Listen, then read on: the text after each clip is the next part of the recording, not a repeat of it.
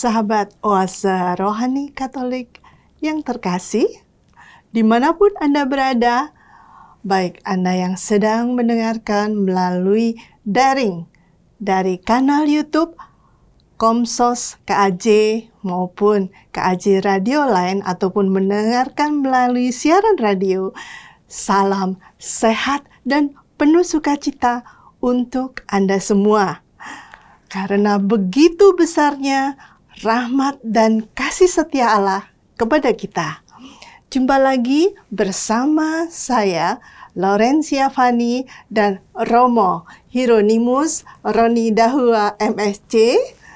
Kami akan menemani Anda semua mendengarkan firman Tuhan dan juga kita akan menimba inspirasi dari permenungan yang akan disampaikan oleh Romo. Kita sapa terlebih dahulu Romo. Bagaimana Romo? Apa kabar? Baik, Bu Fani dan pecinta serta sahabat Oase Rohani Katolik yang terkasih. Semoga Anda semua juga baik adanya dan hari ini Anda berlimpah berkat dari Tuhan. Amin, Romo. Bagaimana Romo? Saya ingin mengucapkan profisiat ya Romo, punya rumah baru. Oh iya benar. Terima kasih atas Iya. dukungan doa dari begitu banyak umat sehingga memang gereja itu akhirnya bisa selesai dan diberkati oleh Bapak Kardinal. Ya, cantik sekali jadinya ya. Ya, Puji Tuhan amin ya, Romo. semua karya Tuhan. Iya, amin. Baiklah, sahabat Oase Rohani Katolik terkasih, kita mulai acara ini dengan doa pembuka yang akan dipimpin oleh Romo. Silakan Romo. Baik, saudara dan saudari, para pencinta dan sahabat Oase Rohani Katolik yang terkasih, mari kita awali permohonan kita pada hari ini dengan doa. Dalam nama Bapa dan Putra dan Roh Kudus. Amin. Tuhan Allah Bapa kami yang maha baik, sumber kehidupan dan kebahagiaan kami, tak henti-hentinya di hari baru ini kami naikkan syukur dan limpah terima kasih atas segala kebaikan-kebaikan yang telah Engkau anugerahkan kepada kami dan juga khususnya di hari ini. Kami bersyukur hari ini kami masih punya waktu untuk hidup, terlebih masih bisa mendengarkan sebagian dari firman-Mu yang akan Engkau sampaikan pada kami. Bukalah pikiran dan hati kami agar kami mampu mengerti dan menghayati apa yang Engkau sampaikan pada kami, agar itu bisa menjadi inspirasi rohani bagi kami, menjadi pelita dalam langkah hidup kami sepanjang hari ini.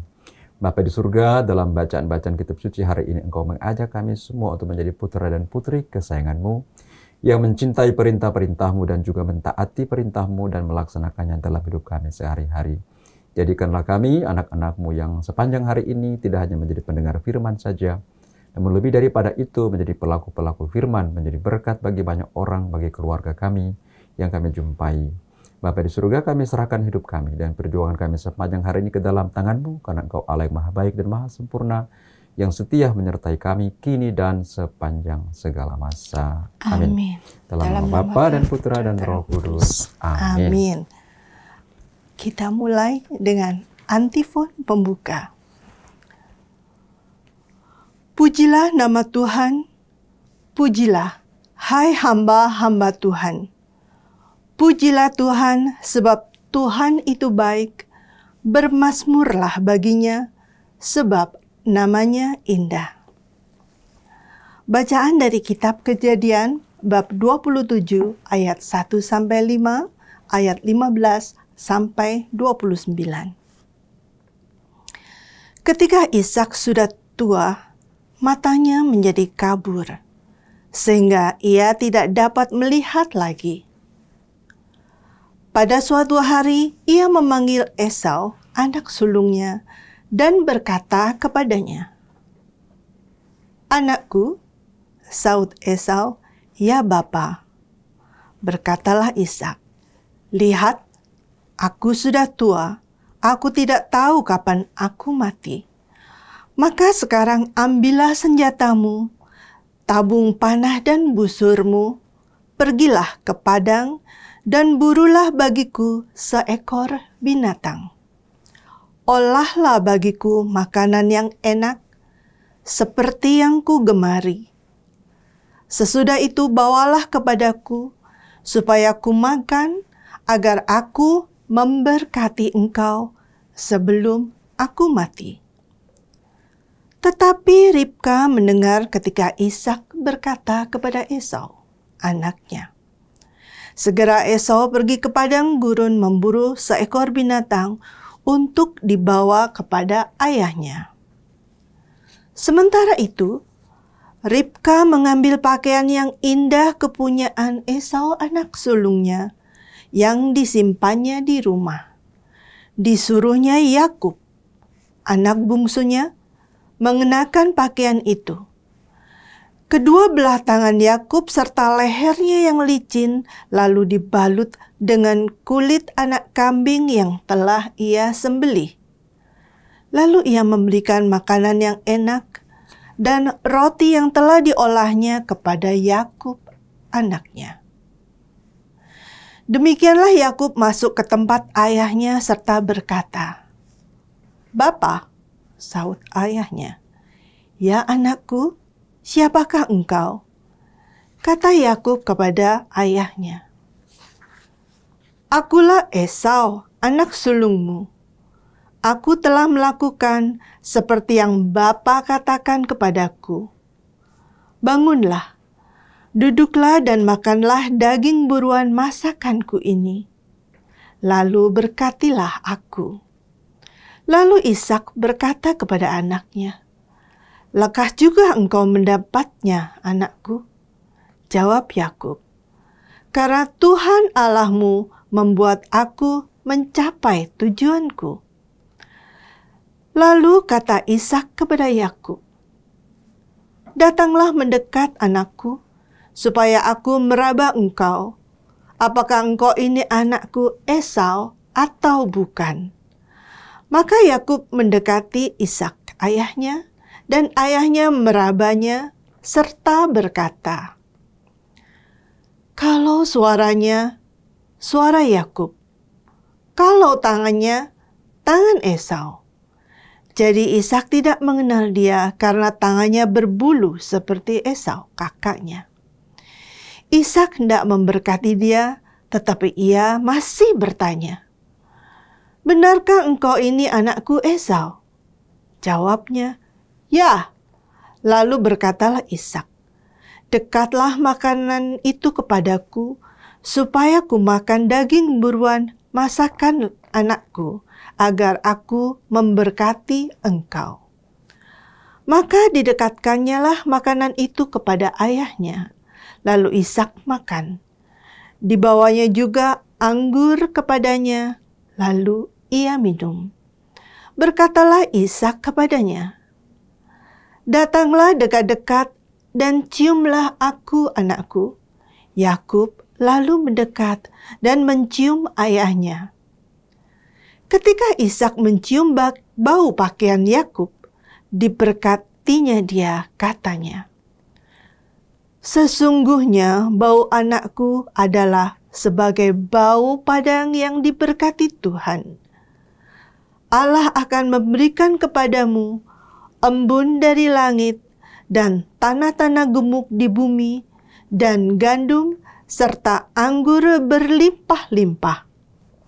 Bangsa-bangsa akan takluk kepadamu dan suku-suku bangsa akan sujud kepadamu. Jadilah tuan atas saudara-saudaramu dan anak-anak ibumu akan sujud kepadamu. Siapa yang mengutuk engkau, terkutuklah dia, dan siapa yang memberkati engkau, diberkatilah dia." Demikianlah sabda Tuhan. Syukur kepada Allah. Mazmur tanggapan. Pujilah Tuhan sebab Ia baik. Pujilah Tuhan sebab Ia baik. Pujilah nama Tuhan. Pujilah, hai hamba-hamba Tuhan, hai orang-orang yang datang melayani di rumah Tuhan, di belataran rumah Allah kita. Pujilah Tuhan sebab Ia baik. Pujilah Tuhan sebab Tuhan itu baik. Bermazmurlah bagi namanya, sebab namanya itu indah. Sebab Tuhan telah memilih Yakub baginya, Ia memilih Israel menjadi kesayangannya. Pujilah Tuhan sebab Ia baik. Sesungguhnya aku tahu bahwa Tuhan itu maha besar, bahwa Tuhan itu melebihi segala dewata. Tuhan melakukan apa yang dikehendakinya di langit dan di bumi, di laut dan di segenap samudranya. Pujilah Tuhan sebab Ia baik. Bait pengantar Injil. Haleluya, haleluya, haleluya. Haleluya,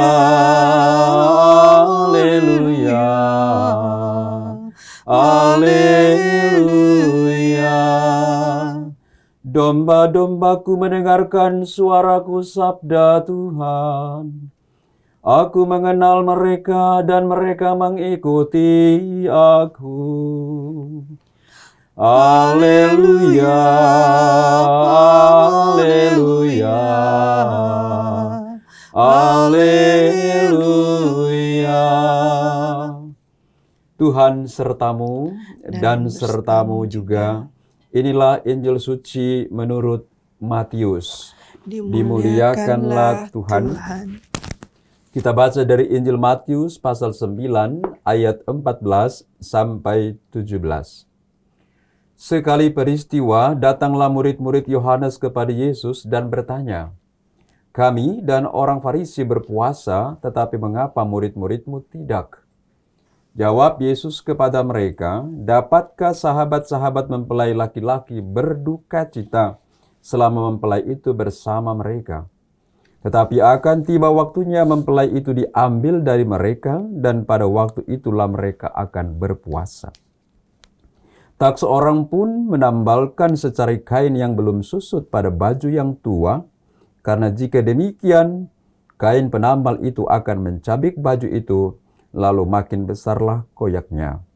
Begitu pula anggur yang baru tidak diisikan ke dalam kantong kulit yang tua, karena jika demikian kantong itu akan koyak, sehingga anggur itu terbuang dan kantong itu pun hancur.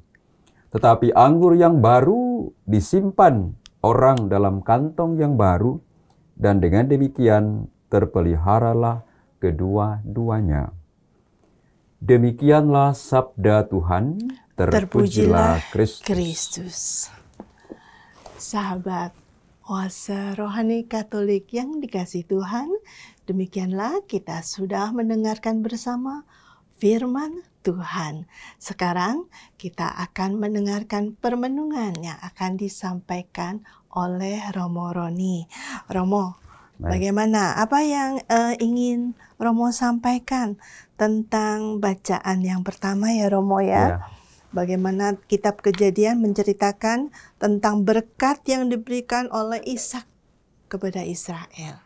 Baik, terima kasih Mbak Fani bersama dengan semua sahabat dan pencinta Oase Rohani Katolik yang terkasih. Memang bacaan pertama ini adalah kisah klasik yang menarik ya dalam Perjanjian Lama.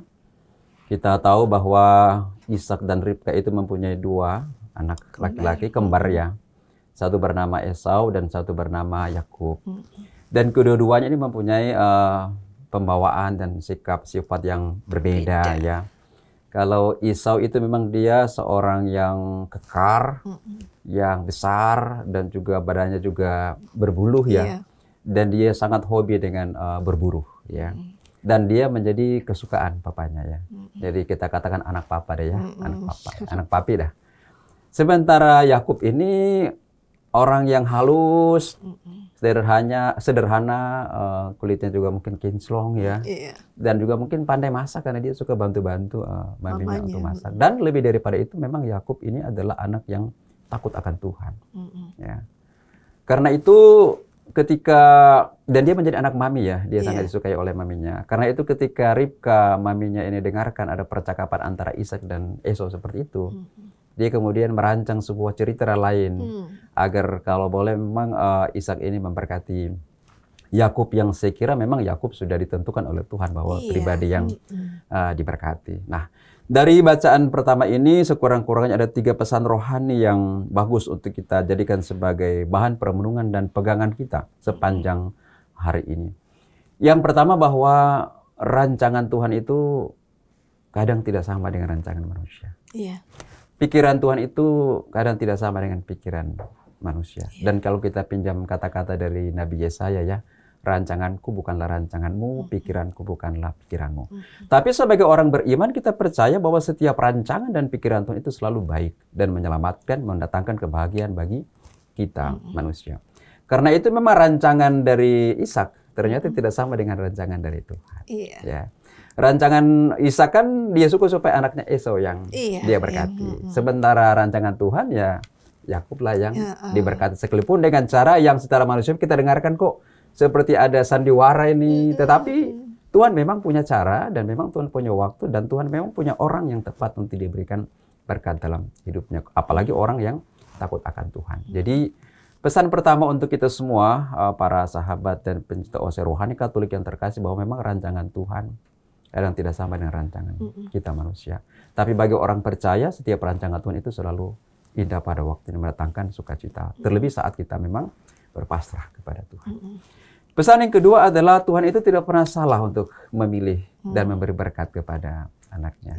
Terlebih kalau Tuhan memang sudah sejak semula, apalagi dalam antifon tadi, dalam Mazmur tanggapan tadi kita dengar bahwa Tuhan itu sudah memilih hambanya yang dikehendakinya.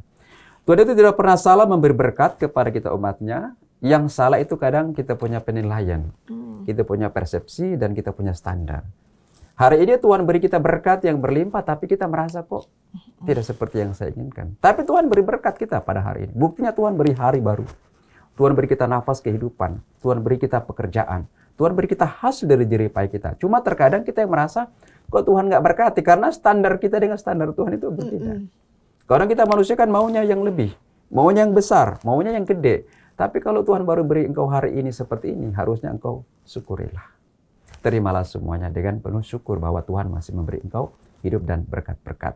Tapi yang pasti sekali lagi bahwa Tuhan itu tidak pernah salah memberi berkatnya kepada kita manusia dan kepada orang yang dikasihinya. Dan pesan yang terakhir adalah bahwa setelah Yakub itu diberkati, dia kemudian menjadi berkat bagi bangsa-bangsa.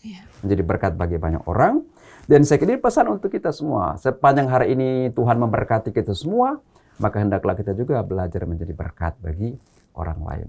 Kita ingat lagu rohani yang sudah mulai ditinggalin itu, hidup ini adalah kesempatan. Untuk apa melayani Tuhan? Supaya bila saatnya nanti tiba, kita sudah bersyukur bahwa hidup saya sudah menjadi berkat bagi orang lain. Saya kira ini 3 pesan rohani dari bacaan pertama bisa menjadi inspirasi permenungan kita sepanjang hari ini. Begitu ya. Iya, jadi Romo ya.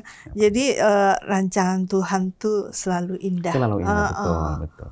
Manusia saja ya Romo ya. Iya, kadang kita yang merasa dengan pikiran kita ya, dengan standar kita merasa kok Tuhan nggak berkati hidup saya. Tuhan kok nggak seperti yang saya inginkan. Nah itu kadang kemauan-kemauan kita itulah yang membuat kadang kita kemudian merasa Tuhan tidak memberkati. Padahal sebenarnya Tuhan itu sebelum engkau bangun Tuhan sudah berkati. Dan saat engkau tidur pun Tuhan berkati engkau. Cuma memang sekali lagi kadang manusia yang kurang untuk berkata cukup dan syukur. Saya itu sering katakan kepada kelompok-kelompok saya layani. Memang kalau kita ingat kata-kata Santo Agustinus ya. Dia katakan hati manusia itu seperti lubang yang gelap. Jadi hati manusia seperti lubang yang gelap. Kita isi 10 mobil mewah nggak pernah puas. Karena hati kita seperti lubang yang gelap. Kita isi 10 rumah mewah pun nggak pernah puas. Kita punya hati karena seperti lubang yang gelap. Hilang kita saja isi, gitu. Hilang gitu. Kita isi 1 triliun pun nggak pernah puas. Karena hati kita seperti lubang gelap. Jadi lubang yang gelap itu hanya bisa ditutup, yaitu dengan kata syukur, dengan kata terima kasih. Dan orang yang tahu bersyukur dan berterima kasih sebenarnya dia sudah merasakan betapa besarnya berkat Tuhan dalam hidupnya. Orang yang tahu bersyukurlah yang akan mengatakan bahwa Tuhan terima kasih engkau begitu baik dalam hidup dan berkat-berkat itu. Saya kira seperti ini. Jadi rancangan Tuhan itu selalu baik untuk kita. Tuhan itu nggak pernah merancang. Kan dalam Yeremia dikatakan bahwa aku ini Tuhan mengetahui tentang rancangan-rancangan yang ada padaku mengenai kamu. Tuhan tidak pernah merancang malapetaka. Tuhan tidak pernah merancang kesia-siaan. Tapi Tuhan katakan aku rancang untuk engkau masa depan penuh harapan dan damai sejahtera. Bukan rancangan Tuhan untuk kita. Seperti itu. Jadi memang rancangan Tuhan itu selalu indah untuk kita. Dia tidak pernah merancang kegagalan. Yang dia rancang adalah masa depan yang penuh harapan. Ketika menghadapi kegagalan, menghadapi tantangan dan pergumulan, nah disinilah Tuhan menata hidup kita. Tuhan membuat hidup kita menjadi baru seperti Esau ya. Esau kan memang marah-marah dia. Sampai nangis, teriak-teriak. Tapi pelajaran bagi Esau. Untuk bagaimana engkau semakin dekat dengan Tuhan. yang selalu berada dalam naungan kasih-Nya. Seperti ini. Jadi Romo, kalau dari bacaan ini itu persekongkolan dari Ribka dan Yakub itu bukan salah ya? Atau bagaimana? Saya kira memang waktu saya membaca juga merasa kok seperti ada seperti ada sandiwara antara Ribka dan Yakub. Tapi sekali lagi memang kadang Tuhan itu berkarya dalam hidup kita, memang kadang di luar juga kemampuan berpikir kita manusia. Kadang Tuhan punya karya-karya itu agung dan besar, memang kadang di luar kita punya pemahaman secara manusiawi. Kalau kita ingat seperti orang yang marah-marah itu ya, orang yang kerja sudah dari pagi, bayarnya 1 dinar, yang sudah masuk jam 5 sudah mau tutup kantor, dapat 1 dinar juga. Orang kan ngamuk, kok itu orang sana baru masuk sudah sama seperti saya, sudah masuk dari pagi. Tapi itulah keadilan Tuhan ya, itulah karya Tuhan. Yang kadang memang tidak masuk cara berpikir kita, tapi begitulah Tuhan punya cara, Tuhan punya waktu, dan Tuhan punya pilihan yang tepat untuk memberkati setiap orang yang memang sekali lagi seperti Yakub yang takut akan Tuhan. Jadi kalau kita memang benar-benar dalam hidup ini, kita takut akan Tuhan, kita mendengarkan perintah-perintahnya, kita mengasihi dan kita setia pada kehendak Tuhan, selalu saja ada cara-cara Tuhan berkarya dalam hidup kita lewat cara-cara yang mungkin ya kita nggak mengerti. Seperti kalau lagu rohani ya, misalnya indah rencanamu Tuhan. Orang kan sering kata, dulu ku tak tahu Tuhan, berat ku rasakan, gitu. Hati menderita dan ku tak berdaya menghadapi semua. Tapi sekarang saya melihat, tapi ku mengerti sekarang ternyata rencana Tuhan itu indah untuk saya. Setelah dilewati. Betul, setelah dilewati. Nah kadang juga dalam perjalanan hidup kita ada hal-hal yang memang kita nggak mengerti, kok ini terjadi, kok ini bisa terjadi.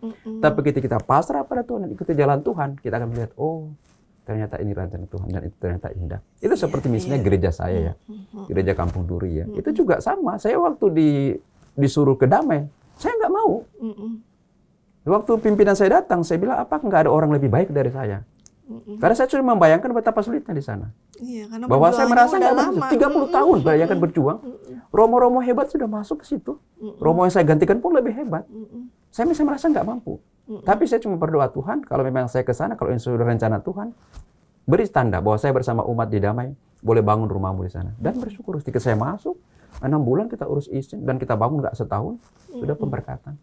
Tuhan sudah merancang. Jadi kadang kita nggak mengerti, kadang kita merasa nggak mampu. Tapi Tuhan punya kuasa untuk itu.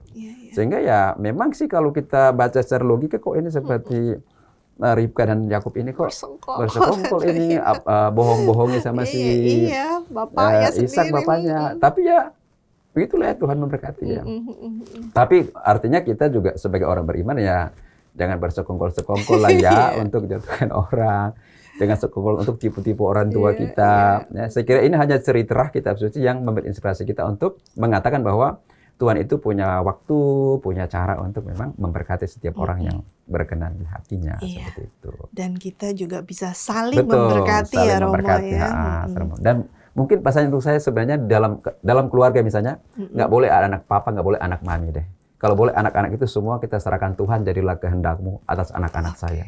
Karena kadang itu seperti cerita ini kan, itu Esau kan anak papi, Yakub anak mami. Akhir-akhirnya ya ada anak papi, anak mami, sehingga anak-anak itu artinya berantem gitu, menjadi apa ya, menjadi ribut. Saya disayang mami, kamu nggak disayang. Saya sayang papi, kamu nggak disayang. Mungkin anak-anak dalam keluarga kita, baiklah kita serahkan semuanya pada Tuhan. Ya Tuhan, ini anak-anak kami, jadilah surut dengan kehendak-Mu yang terbaik bagi mereka. Seperti itu saya kira. Iya Romo, tidak boleh ada keberpihakan ya Romo ya. Kita mesti adil pada anak-anak. Kan kita suka beda-beda, ini anak pinter, ini anak nggak pinter. Ini anak tua, ini anak bungsu. Akhirnya jangan sampailah kita harus memberi mereka kasih dan cinta yang sama. Itu seperti itu. Iya, kita rehat sejenak ya Romo ya.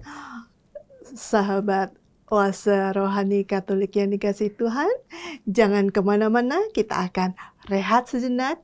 Kita jumpa lagi di sesi yang kedua.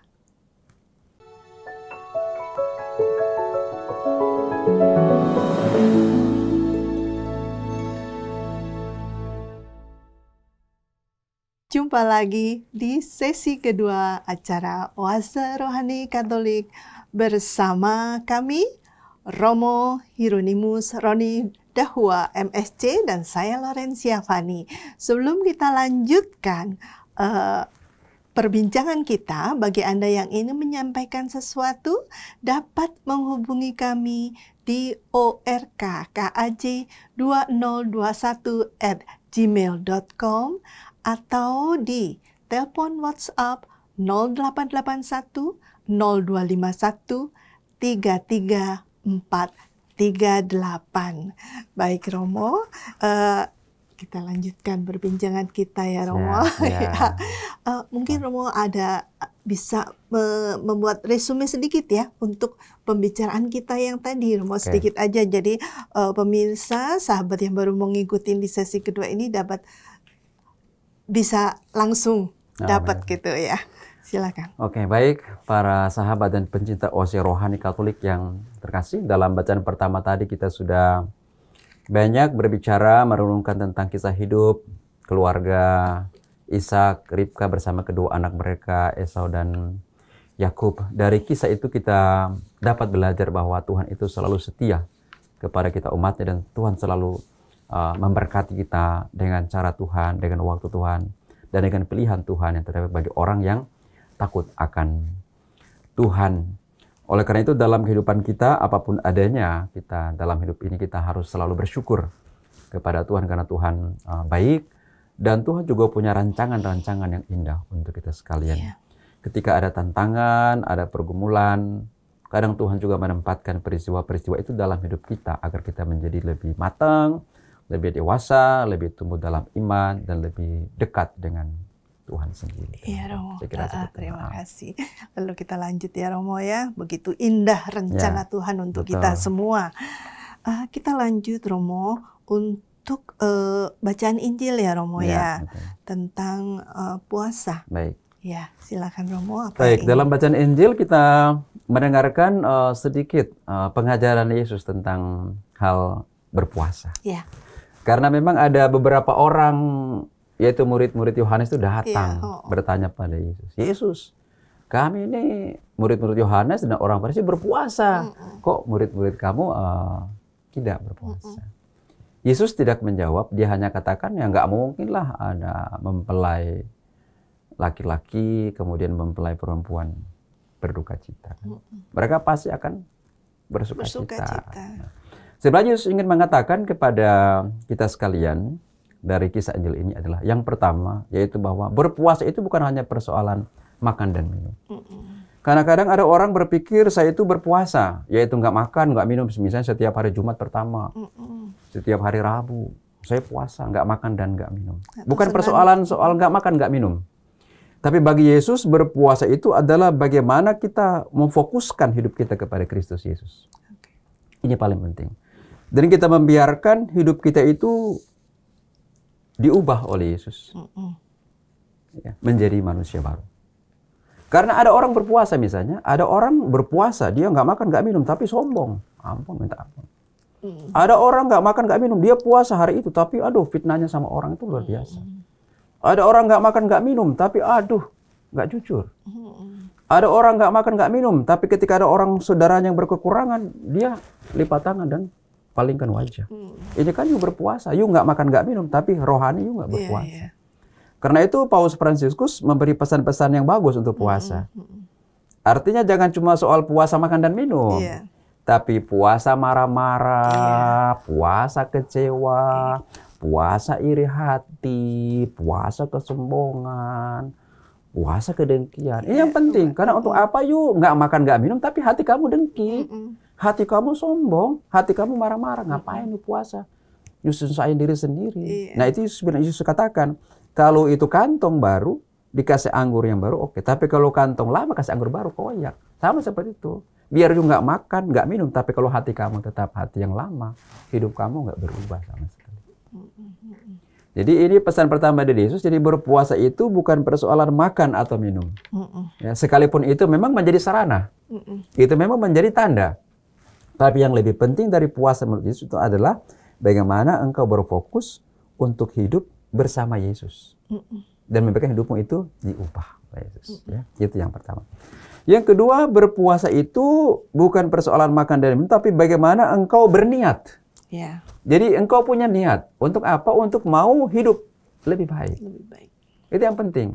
Karena biar you nggak makan, nggak minum, tapi kalau niatmu nggak ada, sama you nanti malah sakit lambung dah. Nanti ke dokter dah. Nanti pusing-pusing dah. Kenapa? Aku puasa. Itu sebabnya waktu bicara soal puasa di tempat lain, Yesus katakan kalau you berpuasa, minyaki kepalamu. Ya nggak kelihatan. Cuci wajahmu dengan air supaya kamu nggak kelihatan lagi berpuasa. Ya, dalam teks yang lain Yesus kata begitu ya. Karena Yesus mengatakan bahwa kalau berpuasa itu niat itu penting. Artinya hati itu penting. Untuk kita memang benar-benar sekali lagi mengarahkan kepada Tuhan. Dan pesan yang ketiga itu memang ini yang terpenting adalah kalau memang saya berpuasa, saya berdoa, saya hidup bersama Yesus, itu harus wujud dalam perbuatan-perbuatanmu yang baru. Kita mesti sama seperti Yesus. Kalau kita berpuasa, maka kita punya pikiran adalah untuk kebaikan dan keselamatan banyak orang. Kalau you berpuasa, maka hati kamu adalah berbelas kasih kepada orang-orang sekitar kamu.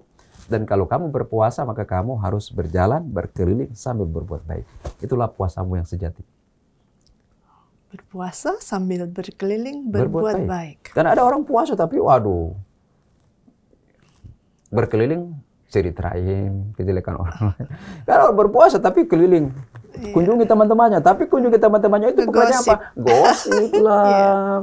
Fitnah lah, ngapain nih puasa kalau itu? Atau kalau nggak tidur. Nah kalau nggak tidur, tidur kan sebenarnya itu juga, saya sering katakan, kalau berpuasa itu harus kita berpuasa, berarti kita memang mengalahkan keturunan diri dengan mengisi sesuatu yang baik. Karena kalau you puasa terus you tidur, itu kan you senangkan badan juga. Tidak berbuat apa-apa. You memang nggak makan, nggak minum, tapi ada yang lain yang engkau senangkan itu tubuhmu sendiri. Jadi sebenarnya itu seri sih, itu seimbang puasanya. Nggak ada yang you korbankan di situ. Kalau you punya 2 pena, you kasih 1, itu juga. Tapi kalau you nggak punya, tapi ada orang membutuhkan banget, karena you pikir besok saya bisa dapat yang baru. Gitu. Jadi sekali lagi, para sahabat dan pencinta OSE Rohani Katolik yang terkasih, memang berpuasa itu sekali lagi bukan persoalan yang utama itu pada soal makan dan minum, yang lahiriah. Tapi berpuasa itu adalah niat batin dan hati kita untuk sekali lagi hidup bersama Yesus, oleh Yesus dan untuk Yesus. Ini saya kira yang terpenting. Karena itu Yesus katakan ya, saya punya murid-murid nggak berpuasa. Nanti kalau saya pergi baru mereka akan berpuasa. Ya, kalau saya sudah pergi untuk membuktikan bahwa setelah mereka dipenuhi dengan rahmat dan berkat dari Yesus, sukacita dari Yesus, Yesus pergi, mereka akan di situ nampak dalam hidup mereka bahwa inilah kami. Jadi Yesus juga mungkin barangkali mengingatkan kepada murid-muridnya supaya kalau you berpuasa jangan hanya soal kewajiban saja. Gitu ya. Karena kadang kita berpuasa kan kewajiban. Ini hari Rabu Abu. Hukumnya. Ini aku puasa. Tapi kemudian ya kita punya hati itu tidak terjadi perubahan apa-apa. Kalau begini kan saya kira memang puasa menjadi hambar. Kalau dibalik boleh nggak Romo? Nggak mau puasa jasmani. Mau berbuat saja, bolehkah? Tapi memang dalam bacaan ini tadi dikatakan oleh Yesus kan, kalau boleh terpelihara kedua-duanya gitu. Kan Yesus bilang, kalau boleh ya terpelihara kedua-duanya lah ya. Jasmani berpuasa, rohani juga berpuasa juga. Karena saya biar nggak masuk, karena orang bilang begini, kok kamu nggak masuk gereja? Wah Romo, saya biar nggak pernah masuk gereja, tapi kan saya kirim persembahan. Gitu. Saya biar nggak masuk gereja Romo, tapi saya berbuat baik sama orang kok. Itu juga benar. Tetapi memang iman seperti itu harus juga kita wujudkan dalam kebersamaan. Jadi alangkah indahnya itu kalau kita fisik rajin ke gereja dan kita punya rohani juga rajin memberkati orang. Itu luar biasa banget. Dan saya mesti katakan bahwa memang sebenarnya kebahagiaan seorang beriman itu bukan hanya pada saat dia menerima, tapi saat dia memberi. Jadi hidup manusia itu harus seimbang antara menerima dan memberi. Jangan juga kalau cuma memberi terus, you kan hampa. You kan kosong nih, harus you diisi lagi, di-charge lagi supaya ketika you memberi, you tidak pernah kosong. Karena Tuhan selalu penuhi apa yang engkau berikan kepada orang lain. Jadi Yesus katakan ya harus terpelihara kedua-duanya dong. Jangan kantongnya rusak, anggurnya ada kan sayang juga. Kalau boleh anggurnya ada, kantongnya juga ada. Jadi kalau boleh ya jasmani dan rohani itu harus tetap terpelihara gitu. Karena saya puasa nih rohani, tapi mana tanda-tandanya? Nah, itu kan juga gitu. Saya cinta sama Tuhan, saya sangat setia sama Tuhan. Tapi tanda-tandanya mana? Yuk katanya cinta Tuhan, tapi kok yuk nggak pernah datang di rumah Tuhan gimana? Sakramen nggak mau terima. Gitu. Jadi harus imbang lah ya. Jadi harus selalu kita menjaga keseimbangan jasmani dan rohani. Karena saya sering katakan bahwa orang-orang yang terberkati itu adalah orang-orang yang berkelimpahan secara jasmani, tapi pada waktu yang sama dia berkelimpahan secara rohani dalam. Jadi berbahagialah keluar yang diberkati jasmani, materinya sudah berkelimpahan. Sempurnakanlah hidup kalian dengan kain rohani, dengan iman, harap dan kasih kepada Tuhan. Itu luar biasa. Iya, Seperti itu benar diberkati. Seperti itu ya. Gitu. Iya Romo, saya mau tanya Romo. Jadi kalau di bacaan Injil ini, Injil Matius ini, kapan puasanya para murid itu Romo? Nah, jadi dikatakan kalau mempelai sudah pergi, baru mereka mulai berpuasa. Artinya begini, kita punya berpuasa itu secara waktu ya, seperti yang kita atur sini, misalnya hari Rabu atau hari Minggu, itu kan lebih pada pengaturan waktu ya, dan apa yang kita puasakan. Tapi sekali lagi, waktu berpuasa itu adalah ketika kita benar-benar mau punya niat, berkomitmen untuk berubah, meninggalkan cara hidup yang lama, kantong yang lama, karena kita mau siap untuk isi anggur yang baru. Pada waktu itulah Anda memang kemudian memulai hidup yang baru, dan itulah awal dari itu. Jadi puasa itu sih sebenarnya bukan persoalan waktu ya, tapi persoalan niat untuk mau berubah menjadi baru sama seperti Yesus. Jadi kapan saja, ya setiap saat sebenarnya. Puasa kita setiap saat. Kan puasa marah-marah kan nggak bilang, oh saya hari ini marah-marah deh, besok saya nggak marah-marah. Nggak boleh marah-marah itu. Sekarang nggak marah, besok nggak marah, lusa nggak marah-marah. Jangan, saya hari Senin nggak marah-marah. Selasa boleh, Rabu nggak boleh. Namanya berpuasa marah, berpuasa iri hati, berpuasa dengki, itu harus terus-menerus kita perjuangkan. Harus terus-menerus kita usahakan. Jadi kapan waktunya? Ya saat engkau berniat untuk majulah ke depan. Saat itu juga. Gitu ya, supaya memang benar-benar puasa itu memang benar. Jadi kalau cuma puasa diatur-atur kan daripada kewajiban, dan itu kan begitu kan semua orang bisa lah. Tapi kalau puasa rohani itu memang harus, Yesus punya maksud ini sebenarnya lebih pada puasa rohani ya, puasa batin. Karena itu soal makan minum dia nggak urus, dia nggak. Iya Romo, terima kasih loh Romo, inspirasinya sangat memberkati kami gitu ya. Mungkin Romo ada closing statement untuk pesan-pesan kita tentang berkat dan puasa ini untuk kami semua. Baik, para sahabat dan pencinta oase rohani Katolik yang terkasih, sekiranya di akhir pertemuan kita pada saat ini, yang pertama adalah bahwa kita ini adalah anak-anak Allah. Allah sangat mengasihi kita, dan Allah pasti punya berkat untuk setiap kita yang Tuhan siapkan untuk kita semua. Kita hanya diminta Tuhan untuk marilah kita menjadi anak-anaknya yang taat, setia kepadanya dalam hidup kita sehari-hari. Kita berpuasa, bukan hanya persoalan kita nggak makan dan tidak minum, tapi kita berpuasa hati, kita biarkan Yesus menguasai hati kita, memimpin hidup kita ke jalan yang Tuhan kehendaki. Hidup yang berkelimpahan, rahmat, berkat daripadanya. Amin. Amin. Ya Romo, sahabat oase rohani Katolik yang dikasihi Tuhan, sampailah kita di penghujung acara untuk edisi hari ini. Acara akan ditutup dengan doa penutup dan mohon berkat lewat Romo Roni. Silakan Romo. Mari kita bersatu dalam doa penutup. Dalam nama Bapa dan Putra dan Roh Kudus. Amin. Tuhan Allah Bapa kami yang maha baik, kami bersyukur dan berterima kasih kepadamu karena di hari ini Engkau telah mengingatkan kami akan rancangan-rancangan-Mu yang indah bagi kami semua, anak-anak-Mu. Engkau tidak pernah merancang malapetaka dan kesia-siaan bagi kami, namun Engkau merancang bagi kami masa depan yang penuh harapan dan damai sejahtera. Karena itu kami bersyukur di hari ini kami boleh merenungkan sebagian dari firman-Mu yang mengajarkan kami, yang mengingatkan kami bahwa Engkau senantiasa memberkati kami anak-anak-Mu saat kami setia dan taat kepada segala kehendak-Mu. Engkau tidak pernah salah memberi berkat kepada kami. Engkau punya waktu, Engkau punya cara, dan Engkau pilihan yang terbaik untuk memberikan segala yang kami butuhkan dalam hidup kami. Karena itu ya Bapa, jadikanlah kami anak-anak-Mu yang hari ini hanya mau menyerahkan hidup kami ke dalam tangan kasih-Mu dan kepada segala rencangan dan kehendak-Mu bagi kami masing-masing. Kami percaya Engkau akan menjadikan hidup kami menjadi berkat bagi banyak orang sepanjang hari ini dengan berkat-berkat-Mu yang Engkau telah limpahkan kepada kami semua. Bapa di surga, semoga sepanjang hari ini hidup kami dituntun oleh Engkau sendiri.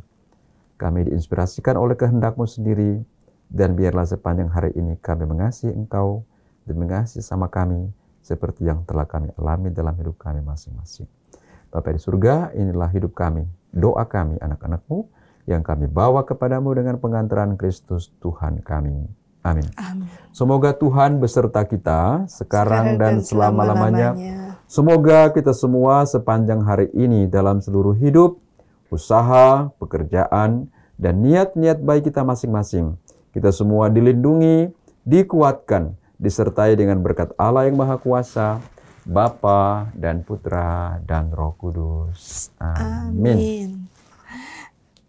Terima kasih kami ucapkan kepada Romo Roni MSC dan kepada para sahabat setia Oase Rohani Katolik dimanapun Anda berada untuk kebersamaan kita pada kesempatan hari ini. Semoga kita dimampukan untuk memberikan berkat dan membawa kabar sukacita pada kehidupan kita sehari-hari. Akhir kata, Romo Roni dan saya Laurencia Fani pamit undur diri. Sampai jumpa di kesempatan berikutnya. Salam damai.